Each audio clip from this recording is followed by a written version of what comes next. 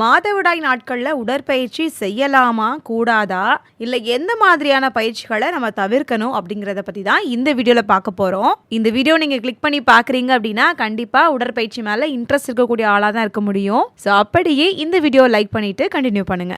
கல்யாணத்துக்கோ ரிசப்ஷனுக்கோ இல்ல பார்ட்டிக்கோ இந்தியாக்குள்ள நீங்க எங்க இருந்தாலும் ஜுவல்லரிய ரெண்டலுக்கு வாங்கிக்க முடியும். அதுவும் 2 வாரத்துக்கு. தேவை இருக்கிறவங்க டிஸ்பிளேல தெரியக்கூடிய இந்த நம்பரை கான்டாக்ட் பண்ணி டீடைல்ஸ் தெரிஞ்சுக்கலாம்.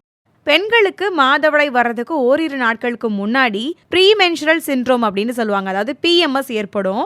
அந்த நேரத்தில் மார்பகத்தில் வலி, உடல் வலி, அதோட பதற்றம், எரிச்சல்னு உணர்வு ரீதியாகவும் பெண்கள் ரொம்ப பலவீனமாக இருப்பாங்க.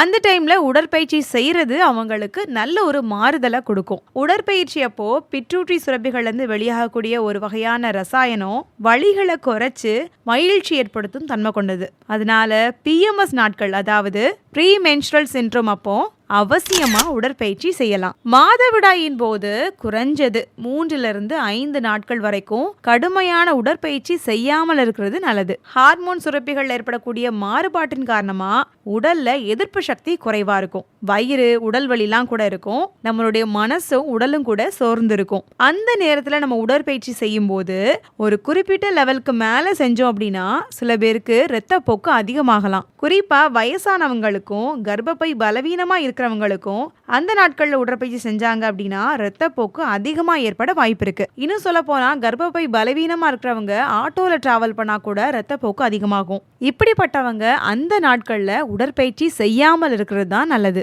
இல்ல உடற்பயிற்சி செய்ய விரும்புறவங்க மெதுவான நடைப்பயிற்சி, எளிய வகை ஏரோபிக் எக்ஸசைஸ பண்ணலாம். யோகாசனம் செய்யறவங்க மாதவிடாய் நாட்கள்ல பத்மாசனம் மாதிரியான தரையில அமர்ந்து செய்யக்கூடிய எளிய ஆசனங்களை செய்யலாம். தலைகீழா நிற்கக்கூடிய யோகாசனங்களை கண்டிப்பா செய்யக்கூடாது. அப்படி செஞ்சா கர்ப்பப்பைக்கு செல்லக்கூடிய இரத்த ஓட்டம் மாறுபடும். பொதுவா மாதவிடாய் நாட்கள்ல உடல்ல நீர்ச்சத்து குறைபாடு ஏற்படும். உடற்பயிற்சி செய்யும் போது சிலருக்கு மயக்கம், தலை சுற்றல் ஏற்படுறதுக்கும் வாய்ப்பு இருக்கு. அதனால தண்ணீர் நிறைய குடிக்கணும். சில பெண்கள் கருத்தரிக்க வேண்டி காத்திருப்பாங்க.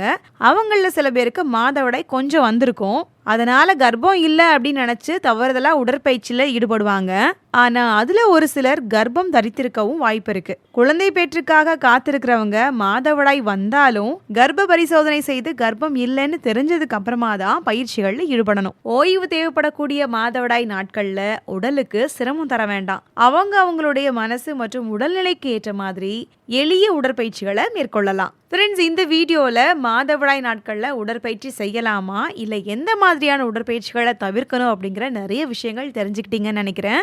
நீங்க பயன்பெற்ற மாதிரியே உங்க ஃப்ரெண்ட்ஸ் யாருக்காவது தேவைப்படும் நினைச்சீங்கன்னா அவங்களுக்கும் இந்த வீடியோ மறக்காம ஷேர் பண்ணுங்க.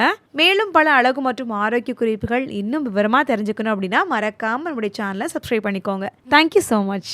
வீட்டில் இருந்தே எந்த முதலீடும் இல்லாம மிக எளிமையா நம்ம KMS ஷாப்பிங்கோட ப்ராடக்ட்ஸ் ரீசேல் பண்றது மூலமா அழகா சம்பாதிக்கலாங்க.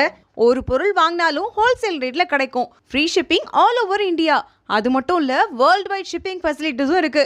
கூடவே ரீசேல் பண்ற டெக்னிக்ஸும் சொல்லி கொடுத்து கைட் பண்ணுவாங்க.